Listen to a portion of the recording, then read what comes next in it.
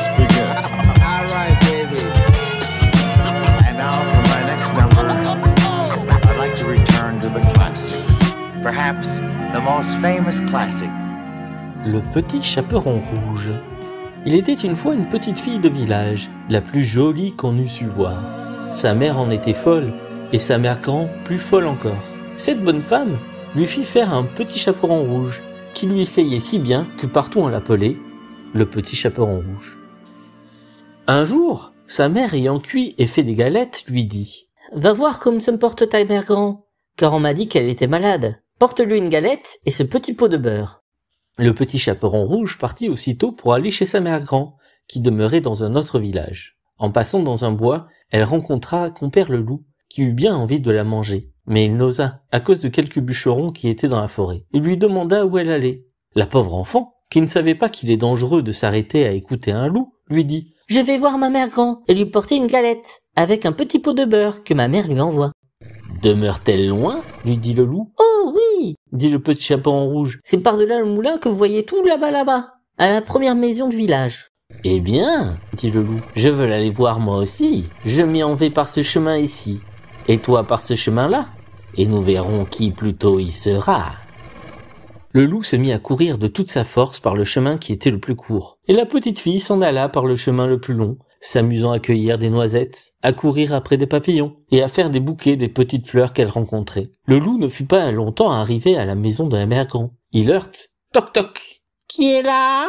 C'est votre fille, Le petit chaperon rouge dit le loup en contrefaisant sa voix, qui vous apporte une galette et un petit pot de beurre que ma mère vous envoie. La bonne mère grand, qui était dans son lit, à cause qu'elle se trouvait un peu mal, lui cria.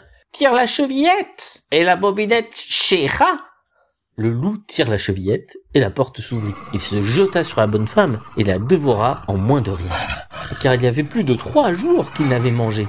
Ensuite, il ferma la porte et s'alla coucher dans le lit de la mère grand, en attendant le petit chaperon rouge, qui quelque temps après vint heurter à la porte. Toc toc. Qui est là? Le petit chaperon rouge, qui entendit la grosse voix du loup, eut peur d'abord, mais croyant que sa mère grand était enrhumée, répondit. C'est votre fille, le petit chaperon rouge, qui vous apporte une galette et un petit pot de beurre que ma mère vous envoie. Le loup lui cria en adoucissant un peu sa voix. Tire la chevillette, la bobinette chéra. Le petit chaperon rouge tira la chevillette et la porte s'ouvrit. Le loup, la voyant entrer, lui dit en se cachant dans le lit sous la couverture. Mets la galette et le petit pot de beurre sur la huche et viens te coucher avec moi.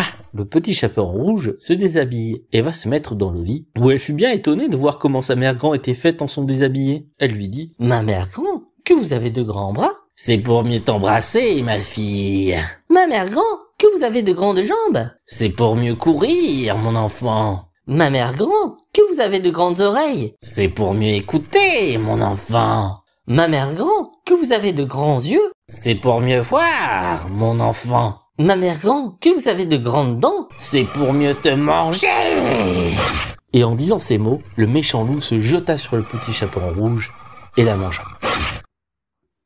Moralité, on voit ici que de jeunes enfants, surtout de jeunes filles, belles, bien faites et gentilles, font très mal d'écouter toutes sortes de gens, et que ce n'est pas chose étrange s'il en est temps que le loup mange. Je dis le loup, car tous les loups ne sont pas de la même sorte. Il en est d'une humeur accorte, sans bruit, sans fiel et sans courroux, qui, privés, complaisants et doux, suivent les jeunes demoiselles jusque dans les maisons, jusque dans les ruelles.